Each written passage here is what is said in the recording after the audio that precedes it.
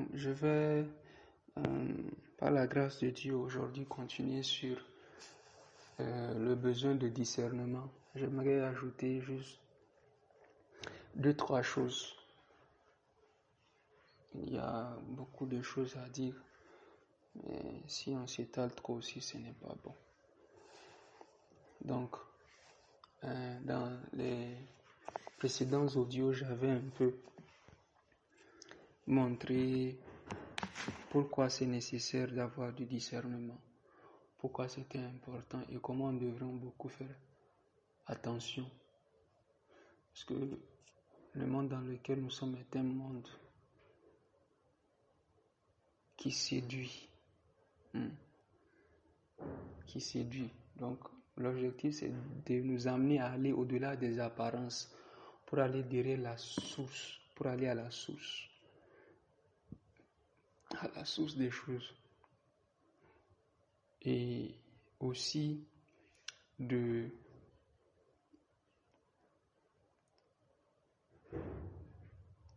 faire très attention. Une chose que je n'ai pas dit aussi, c'est que il ne faut pas confondre aussi le discernement avec la suspicion.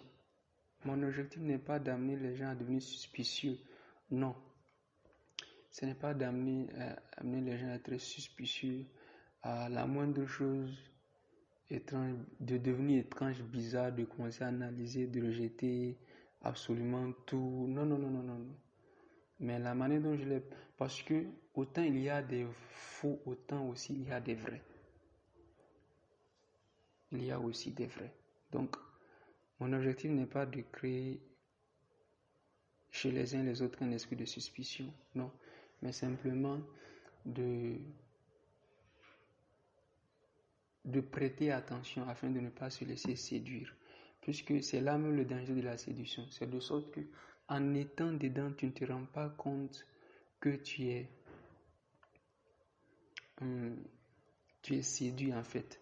C'est là le danger. Il y a beaucoup de personnes qui sont sous le coup de la musique profane, qui sont influencées par la musique profane, à tel point que même leur style de vie, tout ce qu'ils font, influencé par la musique profane. Mais elles ne se rendent pas compte. Et c'est là que l'ennemi est en train de réussir son coup. On ne voit pas le mal derrière. On dit que c'est normal, mais c'est juste pour s'amuser, passer le temps, il n'y a rien, et puis voilà.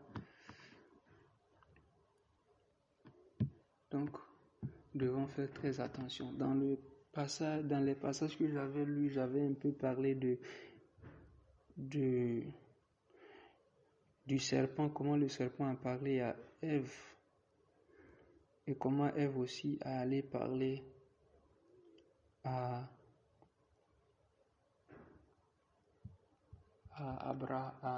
Adam.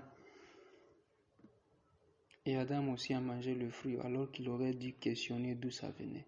Il n'aurait pas dû prendre ça. Mais tout a commencé avec Ève qui a prêté son oreille au serpent. Donc, j'avais dit qu'il faut faire attention. C'est important, celui à qui tu prêtes ton oreille. Parce que cette personne peut entraîner ta destruction. Cette personne peut causer ta perte et tout. C'est pourquoi nous devons faire attention. Je profite pour attirer l'attention de nos jeunes filles aujourd'hui. Vous voyez, celui à qui tu prêtes ton oreille est très très très important. C'est important d'avoir un aîné. Il ne faut pas que ce soit ceux du même âge mental que toi, ceux qui ont la même maturité spirituelle, ceux de ton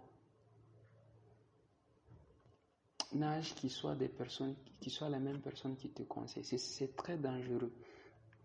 Une jeune fille qui a des amis qui n'ont aucun respect pour la parole de Dieu, qui est déjà sortie avec 10 hommes différents, qui se dit chrétienne mais qui n'a aucun mal à multiplier les partenaires non chrétiens, qui a des sugar daddy qui sont avec 2-3 hommes à la fois. Et toi qui es chrétienne, qui aime Dieu, tu es sûr, tu dis que c'est ton ami et c'est elle qui te conseille. Tu n'es pas sérieuse. Vous êtes même chose. La personne qui conseillait Ruth, c'était Naomi. Ce n'était pas les filles du pays. Ce n'était pas ses amis de la ville. Non, c'était Naomi qui conseillait Ruth. Pourquoi? Parce que Naomi était une femme mature, elle a été jeune fille, elle a été mariée, elle pouvait conseiller Ruth pour que Ruth aussi ne fasse pas les... Vous voyez, c'est l'erreur de Dina, ce qui a amené son viol, c'est quoi? On dit qu'elle est sortie pour aller voir les filles du pays. Je vais aller voir les filles du pays. Je vais aller voir ce qu'elles font. Je vais les accompagner une fois. On va aller faire une sortie ensemble.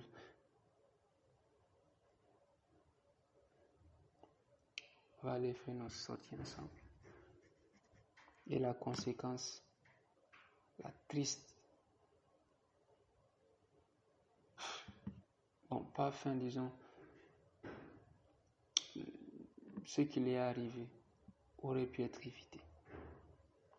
Fais attention à qui tu prêtes ton oreille. Choisis bien tes amis. Et fais attention au genre de conseils qu'on te donne. C'est très très important. C'est très très important. Et aussi, nous devons savoir, j'avais parlé de comment discerner les temps et les saisons. Comment est-ce que nous savons que nous sommes à une saison de transition? J'avais donné quelques signes et tout.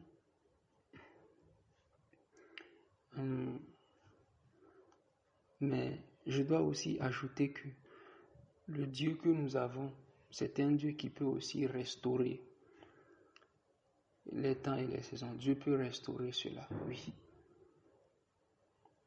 Quoique Israël a manqué le temps de sa visitation, Dieu s'apprête à visiter à nouveau Israël lorsque le Messie va revenir. Le Messie reviendra. Et même dans les passages que j'avais lus la dernière fois, je vous ai montré comment, lorsque l'ange est venu la première fois pour voir Manoach et sa femme, Manoach n'était pas là. C'est sa femme qui était là et c'est sa femme qui a parlé à l'ange.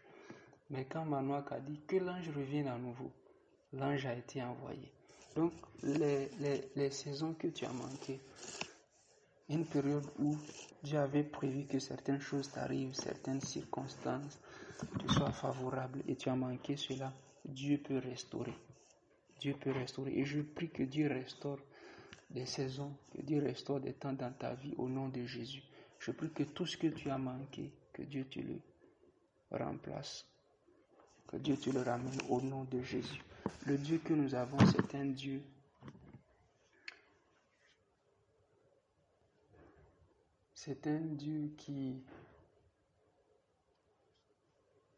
qui restaure. C'est un Dieu qui restaure. L'exemple d'Élie, la Bible nous dit que la main de l'Éternel fut sur Élie et Élie courut devant le char d'Akab. Élie a été plus rapide que les chevaux. Un homme a couru plus vite que les chevaux. Or, quand vous lisez le passage, vous allez vous rendre compte que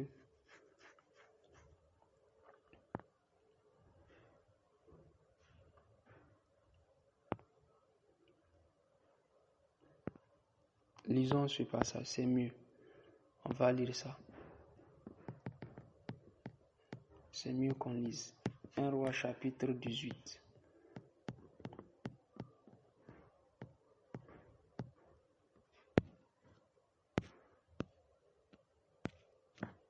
Un Roi chapitre 18. Regardez le verset 45 à 46, 1 Roi 18. En peu d'instants, le ciel s'obscurcit par les nuages. Le vent s'établit et il y eut une forte pluie. Akab monta sur son char et partit pour Jizréel. Et la main de l'Éternel fut sur Élie, qui se saignit les reins et courut devant Akab jusqu'à l'entrée de Jizréel. Vous voyez ça?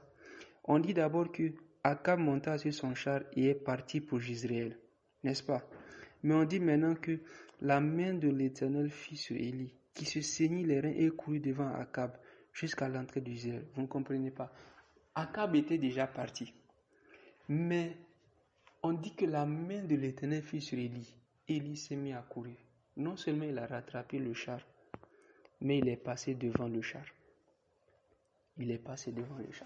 comme pour dire que l'Éternel est capable de vous donner de la vitesse. L'Éternel est capable de vous donner de la rapidité. Dieu est capable de vous faire aller vite. Notre Dieu est tel qu'il est capable de compresser le résultat de 10 ans en un seul mois. Il peut le faire. Donc, allez à votre rythme. La différence, c'est quoi? La main de l'Éternel. La main de l'Éternel fut sur Élie. Je prie que la main de l'Éternel soit sur toi au nom de Jésus. Je prie que la main de l'Éternel soit sur toi. Je prie que l'Éternel t'accorde de la vitesse, de la rapidité. Je prie que l'Éternel te fasse aller vite. Je prie que l'Éternel te donne des résultats en peu de temps au nom de Jésus. Je prie que l'Éternel multiplie ses faveurs sur ta vie au nom de Jésus.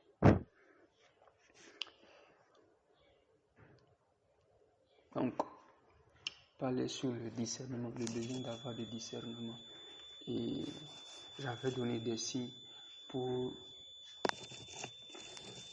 discerner le faux prophète.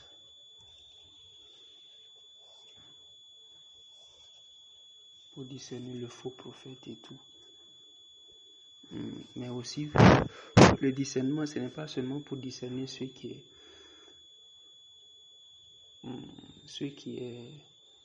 n'est pas de Dieu, mais aussi de discerner ce qui est de Dieu. Discerner la présence de Dieu dans un endroit, discerner une manifestation de Dieu, de reconnaître que ça c'est de Dieu ou pas. De reconnaître même ce qui est bon, de connaître les personnes selon l'esprit, selon le témoin de l'esprit, non pas selon ce que la personne présente au dehors. Parce que la personne, quand tu la vois au dehors, elle n'a ni éclat ni beauté pour attirer les regards. Et son aspect n'a rien pour te plaire, mais c'est le sauveur que tu as devant toi. Quand la Samaritaine a vu Jésus, elle a dit, mais toi tu es un juif. Les juifs ne parlent pas avec les Samaritains. Après, quand Jésus a commencé à donner des paroles de connaissance, elle a dit, mais tu es un prophète. Et maintenant, elle ne voyait plus le juif, elle voit le prophète. Elle m'a dit, mais tu es le Christ. Quand le Seigneur qui a dit, je suis le Christ, c'est moi qui te parle. En réalité, le Seigneur était le Christ, bien tout ça, mais sa perception de lui était erronée. Et j'avais dit que nous devons aussi faire attention dans nos rapports avec les personnes avec qui nous parlons. Quelquefois, c'est un des dangers que nous avons aussi de la familiarité, d'être trop près de certaines personnes. Tu vois, ton pasteur quand tu as un pasteur qui est humble, qui est avec tout le monde, ok, regardez, Jésus était tellement free avec ses disciples, de sorte que Jean pouvait se coucher sur Saint Jean pouvait se coucher sur lui, pouvait parler sans aucun problème. Pierre pouvait le tirer à côté pour le réprimander, dire, ne dis pas ça, tu ne vas pas mourir. Mais malgré tout ça, ils n'ont pas arrêté de le voir comme le Seigneur, de lui parler comme leur Seigneur. Ils n'ont pas perdu ça de vue. C'est comme si vous avez un pasteur qui est tellement gentil, qui est humble, qui est avec free comme tout le monde. Ce serait facile pour vous de commencer à prendre cela pour acquis et de cesser de le voir comme un simple pasteur et de voir juste, oh non, c'est juste un ami de la famille, oh non, c'est rien, il est ami avec tout le monde, il est free et tout. Surtout si tu es marié à un pasteur, les femmes de pasteur. Vous voyez, les enfants peuvent commettre l'erreur de ne pas interagir avec leur mari, avec leur père, comme un pasteur. Chaque fois qu'ils s'adressent à lui, ils s'adressent à lui comme leur père. Alors qu'il y a des mots, il faut s'adresser à lui en tant que pasteur, non pas en tant que père, mais en tant que pasteur. Le pasteur Atoms, il dit que quand sa femme, les matins qu'elle se réveille, elle se réveille en s'écoutant lui-même. Qu'est-ce qu'il veut dire par là? C'est que sa femme, il se réveille et il se rend compte que sa femme est en train d'écouter son prédicateur préféré. Or, c'est qui le prédicateur préféré de la femme d'Atoms? C'est le pasteur Atoms lui-même. C'est-à-dire que la femme d'Atoms écoute les messages du pasteur Atoms. Elle ne dit pas, oh non, c'est mon mari. Non, elle demande sa femme le fait. Elle se dit, s'il te plaît, pasteur, explique-moi, comment est-ce que, voilà, il raconte ironiquement des fois pour faire rire, mais c'est la vérité. Il dit, que des fois, quand sa femme a des projets, des choses, elle vient, elle ne dit pas mon mari, elle se met à genoux, elle dit passe. Non, elle ne se met pas, elle dit passe, prie pour moi. Et son mari lui dit ok, allez, mets-toi à genoux au nom de Jésus. Et il prie pour elle. Pourquoi? Parce que là, ce n'est plus le moment de s'adresser au mari, mais au pasteur. Et c'est ce que le Viviane Dallot explique. Il dit qu'une des complexités d'être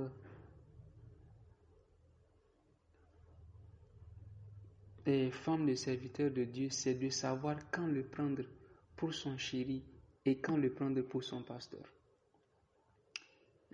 Parce que quand tu t'adresses à le pasteur, tu provoques parce qu'il y a une manière de provoquer la grâce de Dieu sur sa vie. Il y a une manière de provoquer l'onction que Dieu a mise sur sa vie. Quand tu méprises une onction, quand tu méprises une personne, tu ne peux pas profiter de ce que Dieu a mis cette personne. Et quand je dis, ça ne se limite pas qu'au pasteur. Voyez, ton mari que tu méprises. C'est pourquoi ce n'est pas biblique d'honorer un pasteur. Une femme ne devrait en aucune manière honorer son pasteur plus que son mari. Ce n'est pas possible. Et quand elle va saluer son mari, elle va aller en bas et saluer son pasteur. Elle va en bas, pasteur, mais son mari, elle ne le salue jamais comme ça. Quand le pasteur vient, cuisine spéciale, on lui traite, on lui sert un plat spécial, on lui donne quelque chose de spécial, mais quand c'est le mari, on le sert n'importe comment, comme si c'est la guerre. Pap, on jette les trucs là dans l'assiette, on dit laissez. Il y a quoi? Non. Écoutez, le foyer, la maison, c'est un palace. Et le mari est le roi, la femme est la reine. Chaque roi a besoin de se sentir roi dans son palais, dans son palace. Fais sentir à ton mari qu'il est le roi chez lui à la maison. Il n'y a aucun mal à ce qu'il ait une assiette spéciale pour lui, une coupe spéciale pour lui, comme pour les rois. Ça, personne ne touche ça, c'est pour le roi. Yeah. Qu'il se sente spécial. C'est comme ça que beaucoup de femmes honorent les hommes dehors, mais n'honorent pas leur mari. Et ça, c'est pas bon, ce n'est pas biblique. Ce n'est pas biblique.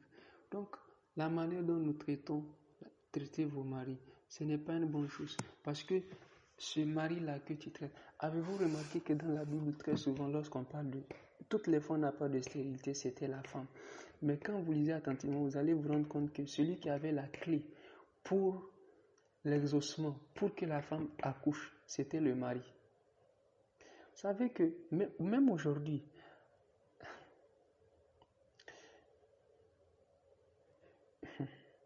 c'était le mari. Quand Rebecca n'accouchait pas, celui qui a prié pour que Rebecca accouche, c'est qui? L'homme. C'est Isaac qui a prié pour elle. Quand Sarah était stérile, n'arrivait pas à accoucher, chaque fois que Dieu voulait parler d'enfant, celui à qui tu allais parler, c'était à Abraham, l'homme encore une fois. C'était à l'homme. Quand Zacharie allait avoir un enfant, celui à qui Dieu allait parler, c'est à Zacharie. C'est à Zacharie. L'homme tient la clé. En réalité, si l'homme aussi, ici j'attire l'attention, l'homme aussi allait assumer ses responsabilités parce qu'il y a des choses qui viennent en fonction de la position que Dieu vous a donnée. Il y a pas seulement des responsabilités, mais aussi, même dans le cas des grâces dont vous jouissez à cause de la position que vous avez. Il y a des choses qui sont dont vous allez juste simplement parce que vous êtes le mari. Mais aujourd'hui, ce n'est pas ce que nous voyons. Quand un couple n'arrive pas à avoir d'enfants, c'est la femme qui court à gauche et à droite. Et même quand on dit qui veut des enfants, vous allez voir qu'à chaque fois, ce sont les femmes. Vous n'allez pas voir, c'est rare de voir un homme aller devant et dire que je n'ai pas d'enfant. Non, c'est la femme qui part devant. Alors que ce n'est pas bien. L'homme tient la clé de l'exaucement. Si l'homme prie pour sa femme, en tant que mari, Seigneur, que ma femme conçoive maintenant au nom de Jésus. Et après ça, il prend autorité. Parce qu'il ne faut pas seulement prier. Elle va concevoir. Yes. Donc, des fois, le mari que tu méprises, que tu vois comme étant juste, oh, c'est mon mari, il n'y a rien, parce que tu es habitué à lui. Tu ne sais pas ce que Dieu a déposé en lui. Tu ne sais pas que de par sa place de mari, il y a des choses qu'il va demander à Dieu, Dieu va donner. De la même manière, la femme que tu méprises, que tu vois comme étant une femme fragile et tout, tu ne sais pas que c'est cette femme-là qui tient la brèche. C'est cette femme-là qui tient la famille ensemble. Tu ne sais pas que c'est une prophétesse que tu as là. Tu ne sais pas que les choses, la raison pour laquelle tu prospères, c'est à cause de cette femme. Celui qui trouve une femme trouve le bonheur. Tu ne sais pas que cette femme peut te faire prospérer si seulement tu prenais le temps de l'écouter. Mais tu dis, oh non, c'est juste ma femme, c'est juste ma femme. Parce que tu es l'aîné, ton petit frère, parce que tu te dis que c'est toi le grand frère, donc il n'a rien. C'est mon petit frère. Oh, il n'a rien. Il n'y a rien. Non. Paul a dit, nous ne connaissons plus personne selon la chair. Nous ne connaissons plus personne selon la chair. Donc nous devons discerner. Jésus a dit à Nathanaël, il a dit, voici un Israélite en qui il n'y a point de fraude. C'est le discernement qui opère là. Il dit, toi tu es quelqu'un d'honnête. Il dit, mais d'où me connais-tu? Non, je n'ai pas besoin de te connaître. Je n'ai pas besoin qu'on me raconte des choses sur toi. Les témoignages que j'ai dans mon esprit à ton sujet, le témoignage que Dieu me donne à ton sujet, c'est qu'il n'y a pas de fraude en toi. C'est que tu es quelqu'un de transparent. C'est que je peux te faire confiance. C'est que je peux m'associer à toi pour les affaires. C'est que je peux te confier ma vie. C'est que je peux te confier mon argent. C'est que je peux te confier ce qui est à moi. Pourquoi? À cause du témoignage que j'ai de l'Esprit de Dieu. Si seulement nous pouvions suivre l'esprit, le témoin de l'esprit, beaucoup de choses peuvent être évitées. Beaucoup de choses peuvent être évitées. Donc je disais de faire très attention. De faire très attention. D'aller à la source des choses.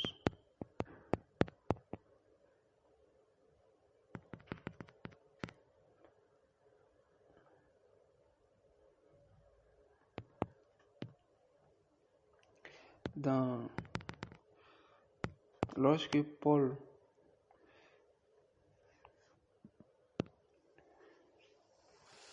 s'est converti, les gens avaient peur de lui, mais Barnabas allait le prendre. Pourquoi? Parce qu'il a discerné que celui-ci avait réellement changé. Celui-ci avait réellement donné ça. Parce qu'il se disait, il ne faut pas que ce soit un piège. Il ne faut pas qu'il se fasse passer pour un chrétien pour pouvoir entrer au milieu de nous, pour pouvoir faire plus de ravages de l'intérieur. Mais Barnabas allait le prendre. Barnabas allait le prendre. Donc, nous devons faire attention. Et j'avais parlé aussi des faux prophètes. Comment est-ce que, si vous voyez une personne qui élève les prophéties, qui exalte la vision et toutes ces choses au-dessus de la part de Dieu, vous avez affaire à un faux. Aucune révélation, aucune prophétie ne peut supérer la parole de Dieu. Quand vous voyez un prophète qui donne très peu d'importance à la parole de Dieu, vous avez affaire à un faux. Et je vous ai dit de ne pas croire un frère. Ne faites pas confiance à un frère qui méprise la parole de Dieu. Quel que soit le genre de révélation qu'il a, il va dérailler. C'est quelqu'un qui n'a pas les reins solides. Il ne va pas rester longtemps dans la foi.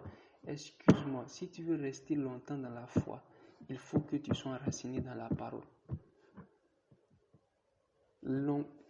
Où sont passés les anciens sur qui Dieu a répandu l'esprit de Moïse? Ils sont morts dans le désert. Le fait que tu sois que tu prophétises, que tu manifestes, ça n'est pas une garantie que tu vas rester dans la foi. Nous avons vu des hommes plus loin que ça. Nous devons faire attention. Dans 1 Timothée chapitre 6,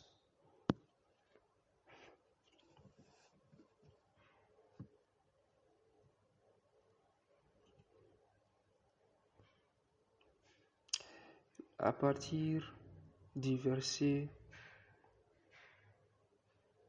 1, que tous ceux qui sont sous le joug de la servitude regardent leur maître comme digne de tout honneur, afin que le nom de Dieu et la doctrine ne soient pas blasphémés, et que ceux qui sont des fidèles Et ceux qui ont des fidèles pour maître ne les méprisent pas, sous prétexte qu'ils sont frères, mais qu'ils les servent d'autant mieux que ce sont des fidèles et des bien-aimés, qui s'attachent à leur faire du bien.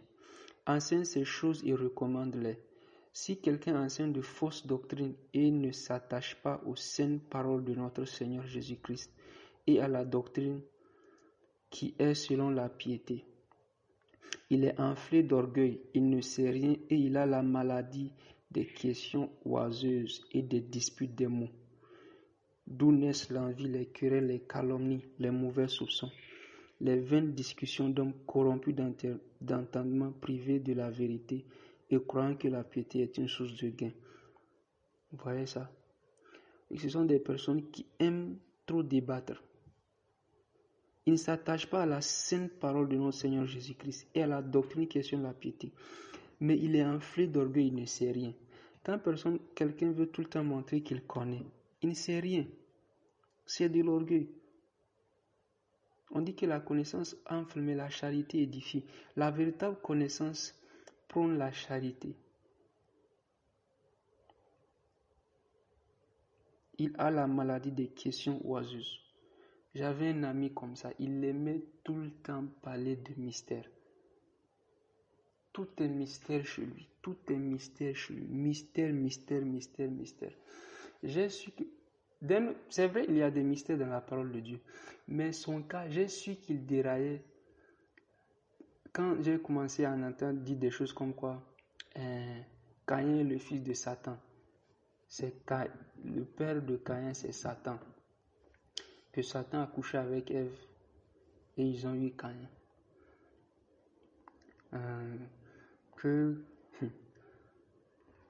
Et il disait des choses. Et très souvent, quand il lisait la Bible, à chaque verset, il disait ça aussi c'est un mystère. Ça aussi c'est un mystère. Un jour, et il écoutait même les faux prophètes, des gens qu'il connaît comme étant des faux prophètes. Il les écoute. Et quand je le dis, il dit oh non, la Bible a dit,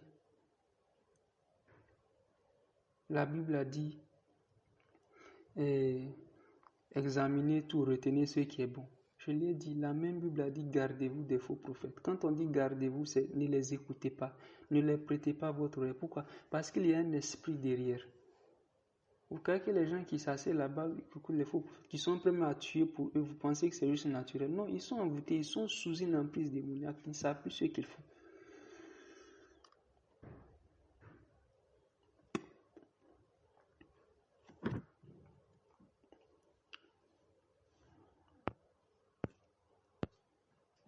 Donc on dit que prenant la piété comme une source de gain, c'est les personnes qui marchandent les dons de Dieu, pour qu'il faut payer pour voir l'homme de Dieu. Il faut payer avant de donner une prophétie. Afin de libérer une prophétie, on négocie combien tu vas payer d'abord. Bref, à côté aussi, il y a aussi le discernement. Donc à ce qui concerne ce qui est charnel, de savoir aussi que là, c'est l'homme qui est en train d'opérer.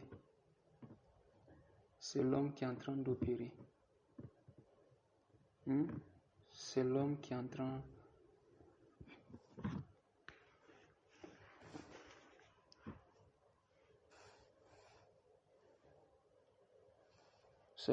train d'opérer. Et la Bible nous a parlé des œuvres de la chair. Les œuvres de la chair. Nous allons lire dans Galates chapitre 5.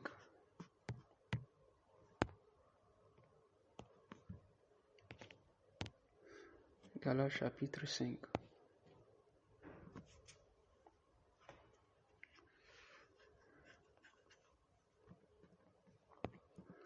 Galates chapitre 5, à partir du verset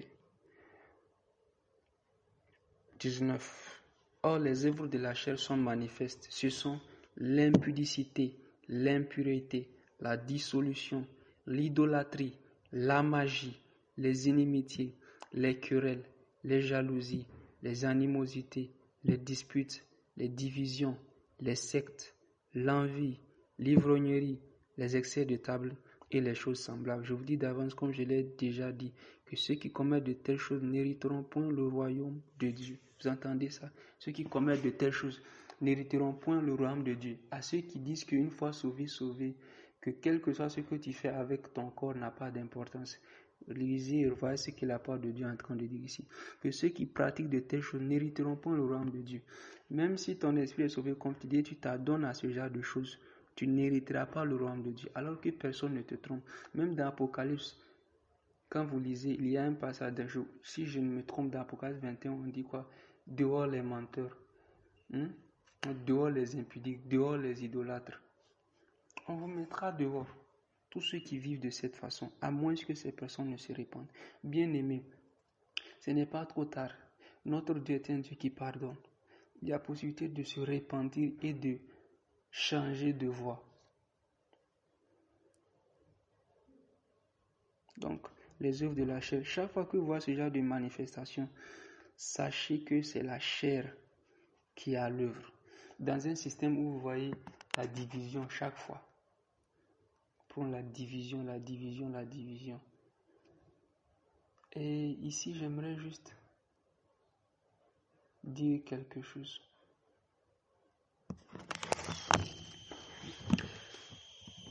Autant la chair, certaines choses peuvent être de la chair, toutes ces choses, mais les démons peuvent aussi attiser ce genre d'œuvre en nous, de sorte que ça va à un niveau qui n'est plus normal. Et il y a quelque chose que j'aimerais dire, j'avais oublié de dire ça au début, c'est lorsque j'ai vu Division que je me suis rappelé. Une fois j'en ai parlé quand j'ai dit que vous voyez comment Satan s'est introduit dans le premier mariage que nous avons entre Adam et Ève, et ils ont manqué de discernement, ils n'ont rien vu. Même aujourd'hui, la même chose se produit. L'ennemi aussi s'introduit dans les mains parce qu'il est contre tout ce qui est institué par Dieu. Donc, il peut aussi venir pour attiser les disputes. Des couples qui ne font que se disputer pour un rien. Ils étaient en train de jouer au ludo, tout allait bien. L'instant d'après, ces disputes commencent à se battre et tout. Une colère noire, tu as envie de taper ta femme ou les disputes qui s'enchaînent. S'ils sont des hommes spirituels, ils vont s'asseoir et se dire, attends, on ne fait que se disputer. Pourquoi c'est comme ça? Quel est le problème? Et commencer à prier. Il faut que ça s'arrête. Si c'est quelqu'un qui a tort, on va demander pardon et arrêter. Mais lorsque c'est l'ennemi qui est en train d'attiser, le discernement veut qu'on reconnaisse d'où ça vient et qu'on commence à prier. Peut-être que c'est quelque chose qui a été concocté dans le monde des ténèbres, dans le monde de la sorcellerie, afin de vous séparer. Quand vous allez manquer de discernement, vous allez commencer à vous battre entre vous et finir par vous séparer sans savoir qu'en réalité, ça ne venait pas de vous, mais d'ailleurs. Donc, quand on voit ce genre de manifestation, la Bible dit que c'est de quoi? De la chair. Parce que la chair a des envies qui sont contraires à ceux de l'esprit. La chair s'oppose toujours au désir de l'esprit. Vous voyez, toutes ces manifestations de la chair ont tendance à une seule chose. C'est pour exalter l'homme, moi, le moi. Donc, c'est l'orgueil. Lorsque la chair est à l'œuvre, vous allez voir que la chair va promouvoir des choses comme la division, la dissolution, l'impudicité, les inimitiés, les querelles, les jalousies, les envies. Parce que, par exemple, la Bible nous dit que c'est le faire qui aiguise le fer. C'est le faire qui aiguise le fer. Je vais donner un exemple terre à terre. Quand vous... Ok. Par exemple, mes amis, certains d'entre eux ne sont plus là. On avait l'habitude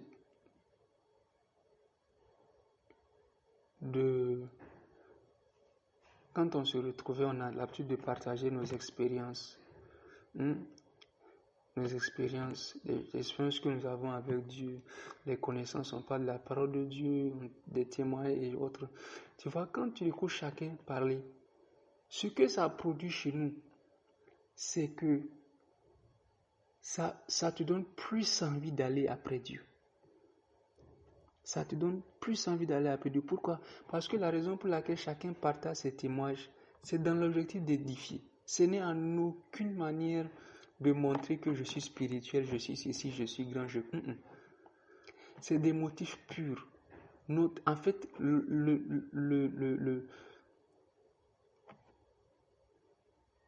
celui qui nous intéresse, c'est Dieu. Mais quand c'est fait d'une manière pour montrer que je connais, je suis super spirituel, je sais si, ce que ça va produire, c'est l'envie. Ce que ça va produire, c'est la jalousie. Ce que ça va produire, c'est les querelles, les disputes. Mais surtout, la compétition. La compétition.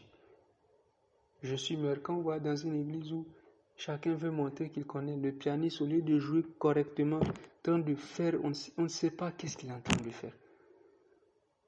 Il met de l'homme dedans pour montrer qu'il joue très bien. Et Dieu n'a rien contre ça. C'est une bonne chose de jouer bien. Mais il y a une façon dont quelqu'un va dire que lui, là, il est en train de... Chaque fois, il veut montrer qu'il connaît. Vous savez que c'est la chair. Ce n'est pas l'homme, c'est la chair. C'est la chair. La compétition. Quand on va un esprit de compétition, sachez que c'est la chair qui est derrière. Sachez que c'est la chair qui est derrière. Et quand il y a la compétition, forcément, il y aura des jalousies, des querelles. Il y aura des coups bas et autres, nécessairement. Et vous verrez qu'il n'y a plus d'unité. Il y aura la division. Parce que là, ce n'est plus Dieu qui nous intéresse. On ne fait plus rien pour Dieu, mais c'est nous-mêmes. C'est nous-mêmes. On veut juste montrer qu'on connaît. Et une autre chose que j'aimerais aussi dire, vous voyez dans ce que nous avons lu,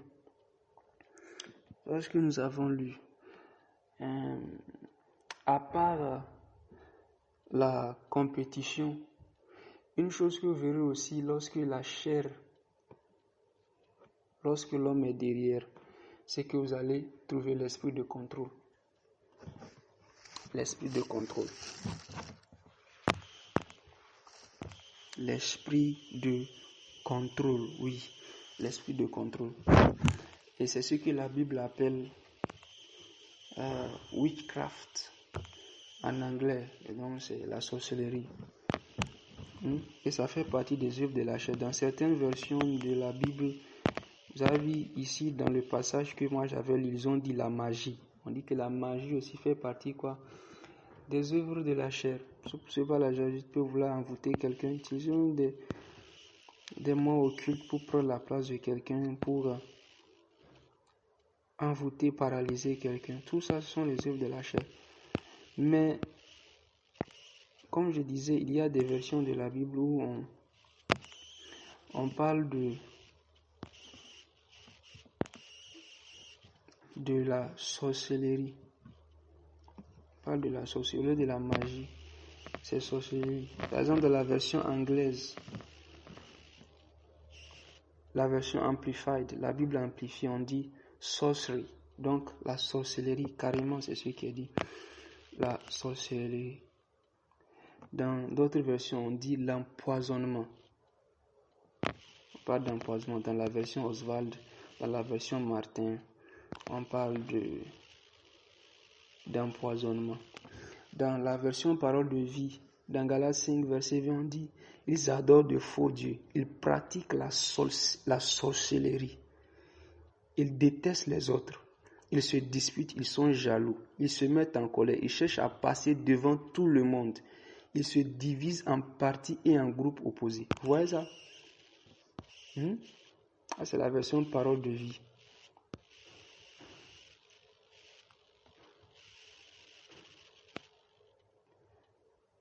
Le verset 21 dit, ils veulent ce que les autres possèdent. Ils boivent trop, ils mangent trop. Et ils font encore bien d'autres choses semblables. Vous voyez ça, on dit quoi? Ils pratiquent la sorcellerie. Or, la sorcellerie, c'est quoi?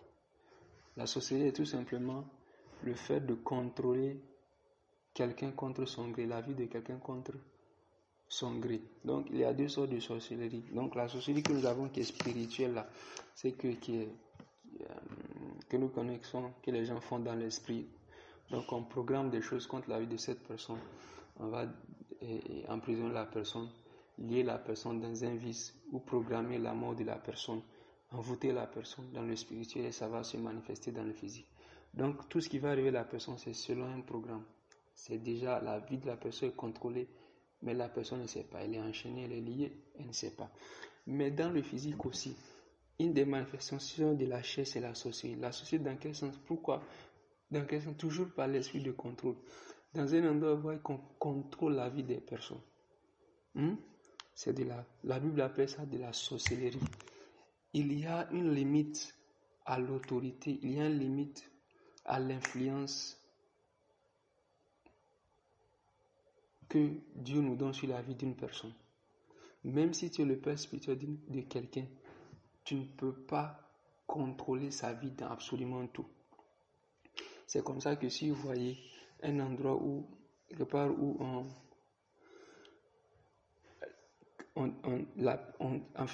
on décide de quand la personne doit voyager. C'est-à-dire quand tu vas, c'est eux qui décident. Quand tu reviens, combien de jours tu fais là-bas? Si tu dois aller à la maison ou pas? Si tu dois rester chez toi ou pas? Déjà, tout ce que tu fais, les décisions, c'est eux qui décident à ta place. Ils contrôlent absolument ta vie. Tu ne peux plus rien faire sans consulter. Mais surtout, c'est qu'ils te forcent à faire ce que tu ne veux pas. En fait, tu fais tout ce qu'il dit, même quand c'est contre tes propres convictions. En fait, tu appliques exactement tout ce qu'eux ils veulent. C'est un esprit de contrôle. Et c'est comme ça que vous allez voir, c'est malheureux de trouver des églises où ce genre de choses il y en a. Et ça détruit beaucoup de foyers. On contrôle la vie de beaucoup de personnes. Au point où même le pasteur peut coucher avec certaines filles sans que ce soit un problème.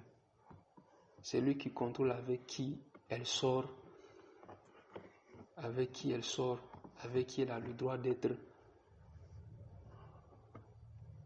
C'est un esprit de contrôle. C'est outrepasser tes juridictions.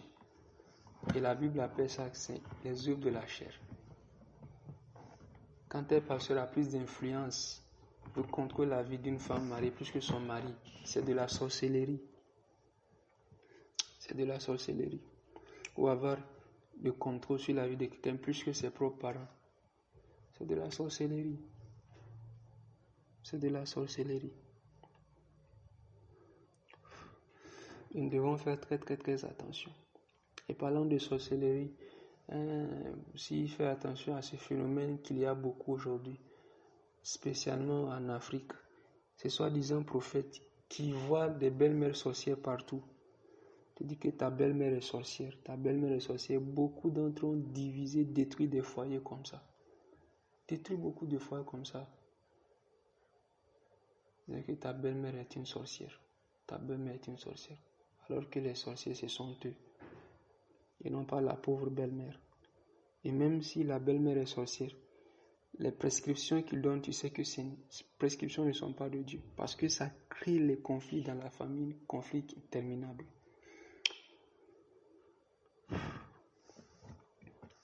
Donc un esprit de contrôle, un esprit de séduction.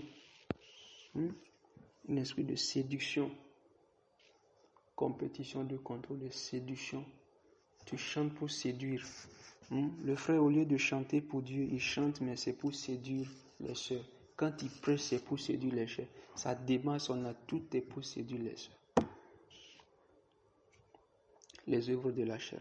Nous devons avoir de discernement, savoir que ici, c'est pourquoi il est important, très très très important, de choisir les bonnes personnes au bon endroit. De choisir ceux qui sont matures, de les mettre là. Et même si on les met là, ça ne veut pas dire que c'est fini. Parce que rappelez-vous ce que je vous ai dit au sujet de Jésus et de Satan dans le désert. Tu peux bien commencer. Balaam a commencé avec une erreur.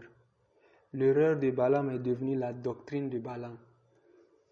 Et la doctrine de Balaam finalement est devenue la voie de Balaam. Faites attention. Que Dieu nous aide au nom de Jésus. Que Dieu nous donne du discernement. Je prie que Dieu nous aide à aller au-delà des apparences. Je prie que Dieu nous amène à aller à la source. Je prie que Dieu nous aide à fonctionner en fonction du témoignage qu'il nous donne au sujet des gens, des personnes, au nom de Jésus. Et que Dieu nous révèle tout ce qui ne va pas. Que Dieu nous préserve de nous associer aux mauvaises personnes. Que Dieu nous garde d'aller où il ne faut pas. Au nom de Jésus. Je prie que Dieu fasse que nos yeux soient plus ouverts qu'avant. Que nos sens spirituels soient plus aiguisés qu'avant. Que Dieu augmente notre sensibilité spirituelle plus qu'avant au nom de Jésus. Afin que nous prenions garde dans ces derniers temps où nous sommes. Afin de ne pas nous laisser séduire. Séduire par tout ce que nous voyons dans les films. Séduire par tout ce que nous voyons à la télé, dans les chansons et tout le reste. La connaissance de la part de Dieu permet de savoir, d'analyser tout ce que nous regardons. Même dans certains films, quand tu connais la part de Dieu, tu sais que ton analyse est en fonction de basée sur la part de Dieu. Tu comprends ceux qui sont en train de vouloir faire derrière. Tu vois ceux qui sont en train de vouloir faire derrière. Tu sais que ceux-là, ils veulent prôner le lesbianisme. Ceux-là, ils veulent prôner le mariage entre les sirènes des eaux et les hommes. C'est là l'objectif du film. Des séries comme Sirène ou La Petite Sirène, le film qu'ils font. Tu sais que l'objectif, c'est pour prôner ce genre de choses. Ça se produit, mais ils veulent légaliser ça, amener ça à un niveau où ça devient normal. Quelqu'un a vu ça dans un film, se dit que non, ça fait rien, elle est gentille, elle est inoffensive. Le jour où la même chose va lui arriver, il va croiser un esprit comme ça, et que l'esprit est gentil, elle est belle et tout, il va s'associer à elle. Pourquoi? Parce qu'ils sont en train de programmer les personnes pour ça. Que Dieu nous aide au nom de Jésus à analyser. Pourquoi faites attention, spécialement vos enfants. Aujourd'hui, il y a le lesbianisme, la pornographie, même dans les dessins animés. Faites attention à ce que vous regardez, ce que vous laissez vos enfants regarder. Asseyez-vous et regardez avec eux. Voyez ce qu'on leur enseigne à l'école. Au nom de Jésus. Que Dieu nous aide et que le Seigneur vous bénisse. Au nom de Jésus. Amen.